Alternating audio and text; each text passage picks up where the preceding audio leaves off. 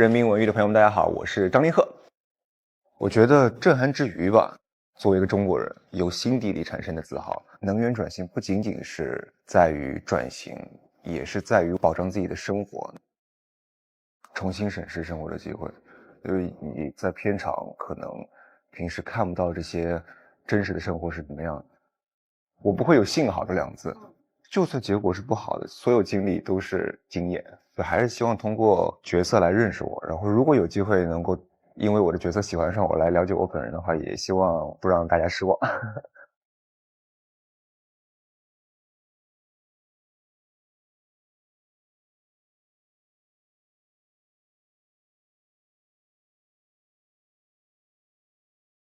其实当时在做这个公益方面的项目的时候，有好几个提案。其实我看到这个能源转型是比较感兴趣，是因为这方面知识我还是有所了解吧，而且平时我也在关注一些能源类型，然后电力啊，或者说更加广泛一点的物理方面的东西，我会比较关注。所以说，对待这一块我自我感觉我可以去在这一个项目里面学到一些东西。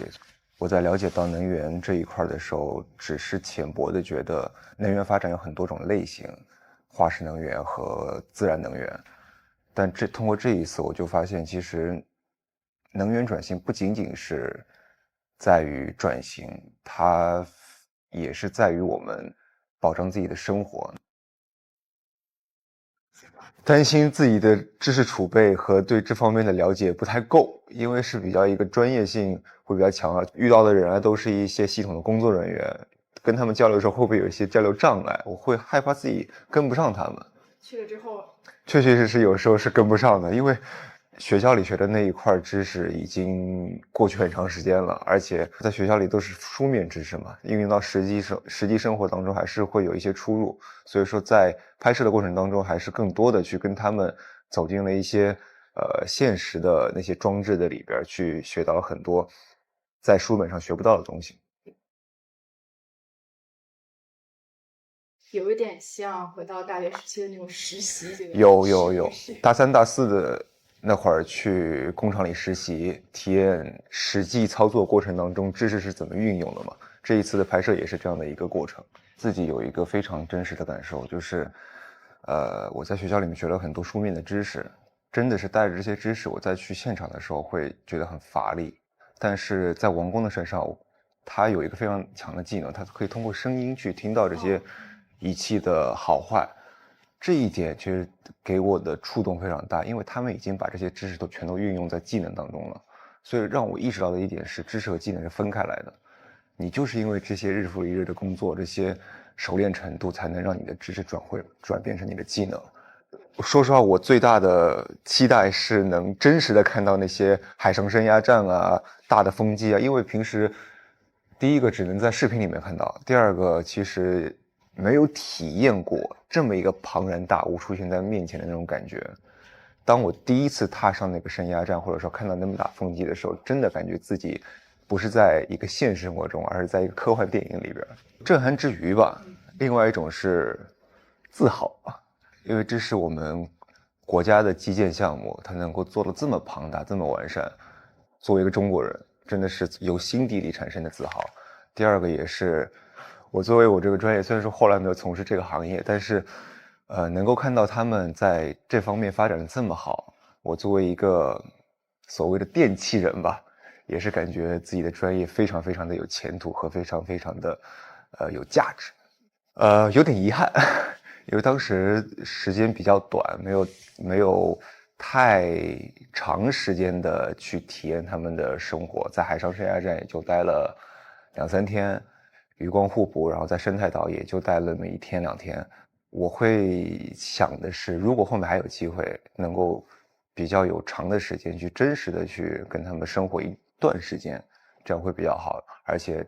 这么长的时间可以让我学到更多的知识。最意外的部分，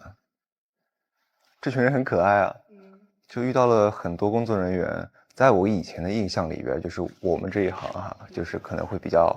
理工嘛，会比较直，会逻辑性会比较强，但是跟他们交流起来，他们身上的生活气息非常非常浓，而且性格也都非常可爱，而且也非常非常愿意去教你。大家教你张弓的时候，是吧？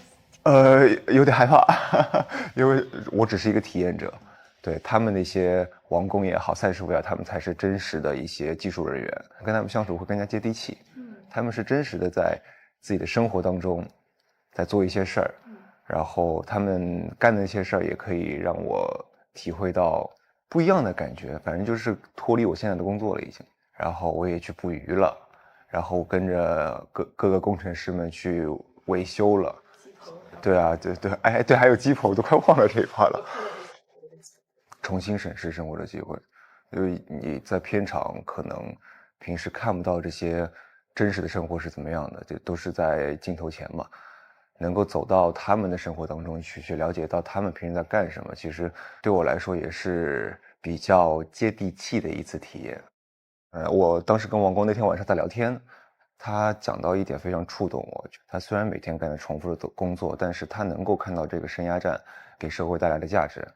然后给这个风电场给能源转型带来的一些变化，他就觉得非常的自豪。我是为国家在做事儿的人，这一点非常触动我，让我去有反思说，如果我做演员这个行业，我能够做一些什么事儿，或者说演一个什么样的角色，能够给我自己带来这种自豪感。对，这是我以后都需要去努力的一个方向。好多感动的点，印象最深刻的是在深崖站看日出那一下，触景生情吧，太阳在慢慢升起，心中的那种能源转型梦也在慢慢的升起。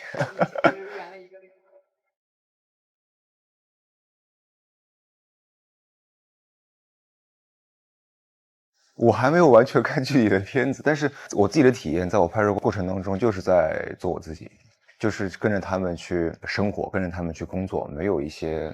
平时所谓在荧幕前的那些样子吧，都是一些真实的我们去干活的场景。你说作为演员，当然是角色了，角色是演员之本嘛，对，还是希望通过角色来认识我，然后如果有机会能够因为我的角色喜欢上我来了解我本人的话，也希望不让大家失望。就是被看见还是被看懂这个问题。我比如说中医，其实在戏里边对于中医的专业知识很少，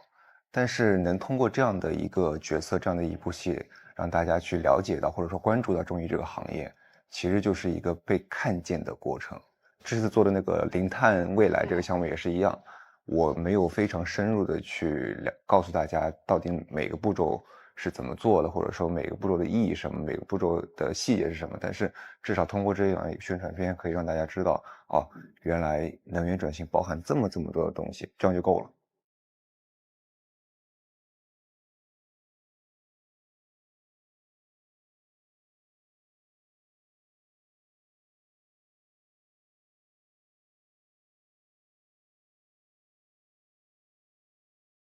第八个了吗？这么快吗？对，19年。第八个了？对。现在来看好像比较大的一个决定了，但是当时我自己的真实感受没那么大，当时更多的是兴奋，因为我喜欢接触新的事物，到了一个新的环境，然后跟学校里也不一样，跟自己的专业也不一样，能学的空间也很大，对我来说是非常非常期待的，没有想到非常非常重大。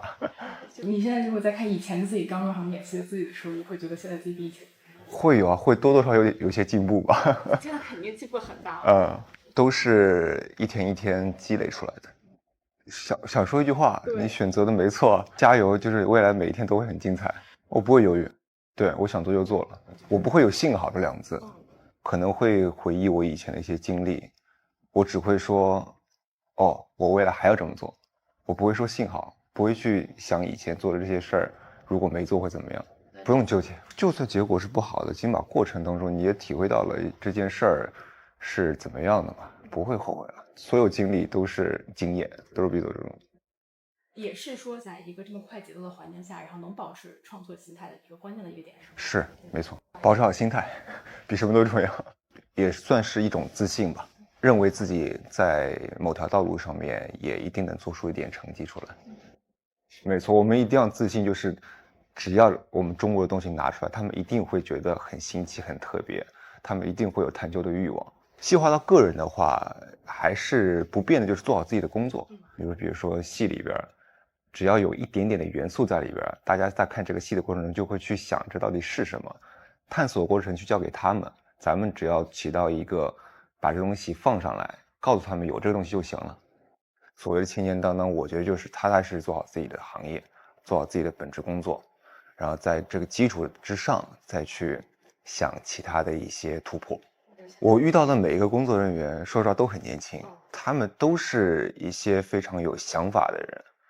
但是他们并没有去追求很多所谓的风口，他们而是在踏踏实实做自己的工作，